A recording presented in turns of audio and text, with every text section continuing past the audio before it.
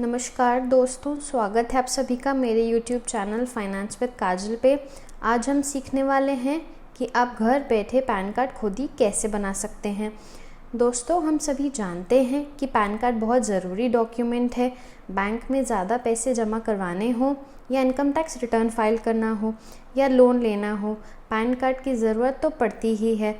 तो बिना किसी देरी के चलिए आज की वीडियो स्टार्ट करते हैं। दोस्तों, पैन कार्ड अप्लाई करने के लिए सबसे पहले आप अपने ब्राउज़र में आ जाएंगे। उसमें आपको टाइप करना है ऑनलाइन पैन एप्लीकेशन। फिर आप उस पर क्लिक कर देंगे। यहाँ पर आपको ऑनलाइन पैन एप्लीकेशन NSDL दिख रहा होगा, आप इस पर क्लिक कर देंगे। इस वेबसाइट की लिंक मैं अपने डिस्क्रिप्शन बॉक्स पर भी दे दूँगी।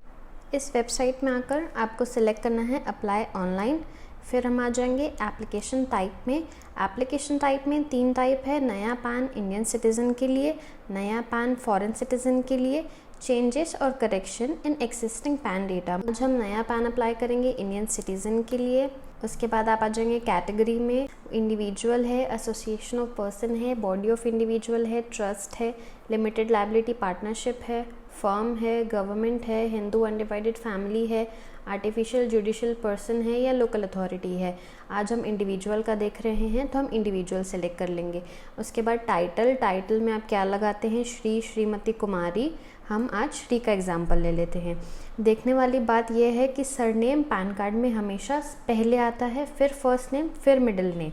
तो सबसे पहले आप अपना सरनेम टाइप कर लेंगे। आज मैं एग्जाम्पल के लिए ले रही हूँ डेमो सरनेम। फर्स्ट नेम में मैं लिख रही हूँ डेमो फर्स्ट नेम। आपका जो सरनेम, आपका जो फर्स्ट नेम हो आप वो लिखेंगे। कोई अगर मिडिल नेम है तो आप मिडिल नेम लिखेंगे।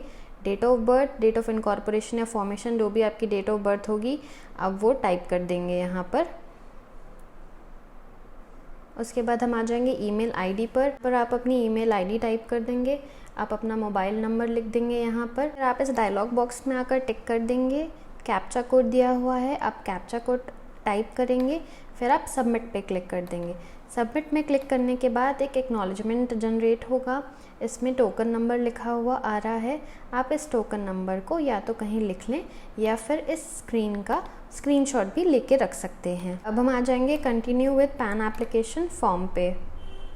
में हमसे पूछ रहा है how do you want to submit your PAN application documents, digitally, e-sign, e-KYC या फिर स्कैन कॉपी के थ्रू, या फिर हम अपना एप्लीकेशन फिजिकली फॉरवर्ड करना चाहते हैं। हम ई-साइन, ई-KYC सीख रहे हैं, इसलिए हम submit digitally through e-KYC, e-sign select कर लेंगे। अगर हम ई-KYC के थ्रू कर रहे हैं तो हमारे लिए ध्यान देने वाली बातें ये है कि इसके लिए आधार बहुत ज़्यादा ज़रूरी है। आधार के बिना ई-KYC नहीं होगा। और दूसरी बात ये कि जो भी हमारे आधार कार्ड में हमारा नाम, हमारा डेट ऑफ बर्थ और हमारा जेंडर दिया हुआ है, वैसा का वैसा सेम टू सेम हमें अपने इस एप्लीकेशन फॉर्म में फिल करना है। आते हैं whether physical PAN card is required पर। इसका मतलब कि आपको प्लास्टिक PVC वाला पैन कार्ड आपके एड्रेस पे चाहिए। अगर हाँ तो आप येस सेलेक्ट करेंगे, अगर नहीं तो आप नो सेलेक्ट कर लेंगे। दोनों की फीसेस अलग अलग है।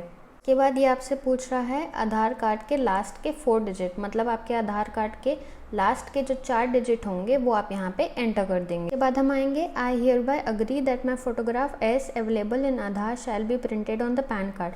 मतलब हम चाहते हैं कि जो हमारे आधार कार्ड पे फ़ोटो है वही हमारे पैन कार्ड पे भी प्रिंट हो।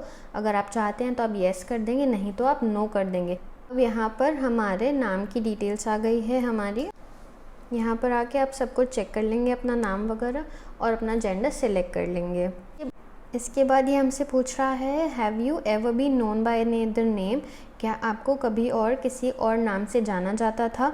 अगर हाँ तो आपको जिस भी नाम से जाना जाता था आप यहाँ पे फिल कर देंगे। यहाँ पे भी लास्ट नेम पहले आएगा, फर्स्ट नेम बाद में, मिडिल नेम लास्ट। अगर नहीं तो आप यहाँ पे नो सेलेक्ट कर लेंगे। अब ये हमसे डिटेल्स ऑफ पेरेंट पूछ रहा है।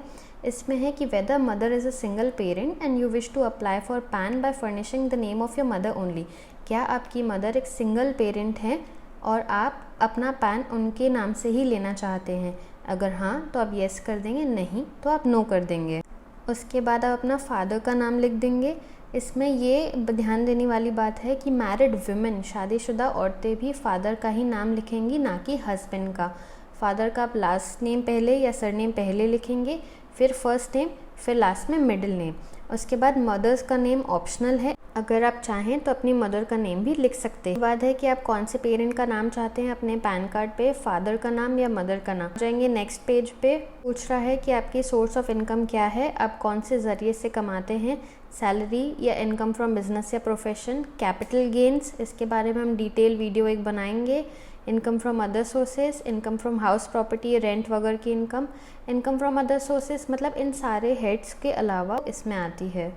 इसके बाद एड्रेस फॉर कम्युनिकेशन। ध्यान देने वाली बातें ये हैं, क्योंकि हमने आधार ऑथेंटिकेट सिलेक्ट किया है तो हमें रेसिडेंशियल एड्रेस लिखने के लिए नहीं दिया जाएगा, क्योंकि ये ऑटोमेटिकली हमारे आधार से लिंक कर लिया जाता है और हमारा पैन कार्ड भी इसी एड्रेस पे डिलीवर कर दिया जाएगा। अगर जो आधार कार्ड में हमारी एड्रेस दी गई है वो इनकम टैक्स डिपार्टमेंट के डेटाबेस जितनी उसकी लेंथ है एड्रेस की, उससे अगर ज़्यादा है तो हमें KYC की सर्विस अवेलेबल नहीं कराई जाएगी। अब हम आ जाएंगे ऑफिस एड्रेस में। हमारे ऑफिस का नाम, फ्लैट, डोर, ब्लॉक नंबर जो भी है, नेम ऑफ प्रेमाइसेस या बिल्डिंग, विलेज, उसके बाद रोड, स्ट्रीट, पोस्ट ऑफिस जो आता है, फिर एरिया, लोकेलिटी, कौन से टाउन डिस्ट्रिक्ट में आता है। मैं एग्जांपल के तौर पर रायपुर ले रही हूँ।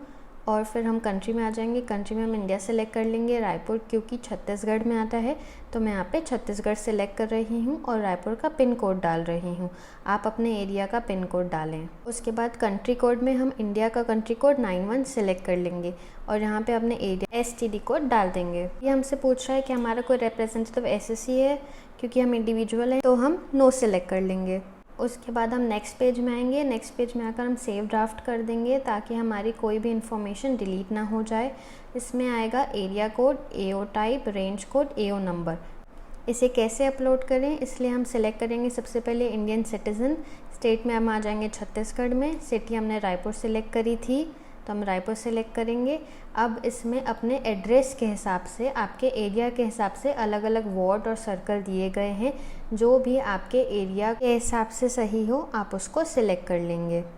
फिर हम नेक्स्ट पे क्लिक करके अगले पेज में आ जाएंगे। हमसे ये पूछ रहा है proof of identity, proof of address और proof of date of birth. क्योंकि अपने आधार ऑथेंटिकेट सिलेक्ट किया है इसलिए इन तीनों में आधार कार्ड ही आ जाएगा। उसके बाद ये हमसे एक डिक्लेरेशन मांग रहा है कि जो भी हमने ऊपर इन्फॉर्मेशन दी है वो हमारे हिसाब से बिल्कुल भी सत्य है और सही है। हम यहाँ पर प्लेस डालकर, डेट डालकर सबमिट कर देंगे। उसके बाद हमें यहाँ पर अपने आधार कार्ड के पहले 8 अंक लिखने हैं। मैं यहाँ पर एग्जाम्पल के तौर पर 8 बार 8 ले रही हूँ। उसके बाद अपनी सारी डिटेल्स आप एक बार चेक कर लेंगे। आपका नाम, फादर का नाम, मदर का नाम, रेसिडेंशियल एड्रेस, ऑफिस एड्रेस, जो भी आपने डिटेल डाली है एक बार उसको आप वापस से रिव्यू कर लेंगे, चेक कर लेंगे। उसके बाद यहाँ पर KYC के चार्जेस कुछ नॉमिनली है 5.90 रुपीज़, वो शो कर रहा है। उसके बाद हम डिक्लेरेशन वगैरह चेक करके प्रोसीड कर देंगे। प्रोसीड करने के बाद ये हमसे मोड ऑफ़ पेमेंट पूछ रहा है, मतलब आप किस तरीके से पेमेंट करना चाहते हैं, डिमांड ड्राफ्ट के through, online payment through Paytm या फिर online payment through bill desk. हम पेटीएम के थ्रू करना चाहते हैं तो हम आज पेटीएम सेलेक्ट कर लेंगे। इसके बाद ये चार्जेस की इन्फॉर्मेशन दे रहा है, किस किस चीज़ के चार्जेस लगने हैं। टर्म्स एंड कंडीशंस दे रहा है, आई अग्री। आपको टर्म्स एंड कंडीशंस पढ़नी हो तो आप पढ़ सकते हैं।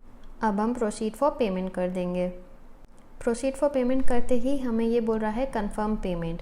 क्या आप पेमेंट कंफर्म करना चाहते हैं तो आप पे कंफर्म में क्लिक कर देंगे। अब यहाँ पर पेमेंट करने के लिए एक QR कोड जनरेट हो गया है, जो कि आप किसी भी UPI ऐप से स्कैन करके पेमेंट कर सकते हैं, या फिर इसमें अदर ऑप्शंस भी है। पेमेंट सक्सेसफुल हो जाने के बाद यहाँ पर एक पेमेंट रिसीट जनरेट होती है जिससे आप सेव करके रख सकते हैं। उसके बाद हम कंटिन्यू में आएंगे और आधार ऑथेंटिकेशन के लिए आगे बढ़ेंगे। उसके बाद हम इसमें आकर टिक कर देंगे के लिए। अब हम ऑथेंटिकेट में क्लिक कर देंगे। ऑथेंटिकेट करते ही कंटिन्यू विथ KYC वाला पेज खुल जाएगा। हम कंटिन्यू विथ KYC में क्लिक कर देंगे। इसके बाद हमारा मोबाइल नंबर जो कि आधार से रजिस्टर्ड है उसमें एक OTP आएगा। यहाँ पर हम OTP डालकर सबमिट कर देंगे। ये OTP 10 मिनट के लिए वैलिड होता है। अगर आपको रिसीव नहीं हुआ है तो आप रीजनरेट OTP भी कर सकते हैं। सबमिट करते ही हम फिर से कंटिन्यू विथ KYC में जाएंगे। इसके बाद हमारा NSDL electronic signature service portal open हो जाएगा। यहाँ पर हम क्लिक करके NSDL को ऑथराइज़ कर रहे हैं कि वो हमारे आधार का डेटाबेस यूज़ कर सकता है। आधार नंबर यहाँ पर डाल देंगे और उसमें सेंड OTP कर देंगे। फिर हमारे आधार नंबर पे जो रजिस्टर्ड मोबाइल नंबर है उसमें OTP आ जाएगा। कर हम यहाँ पर वेरीफाई OTP कर देंगे। OTP वेरिफिकेशन के बाद हमारा एक्नॉलेजमेंट जनरेट हो चुका है।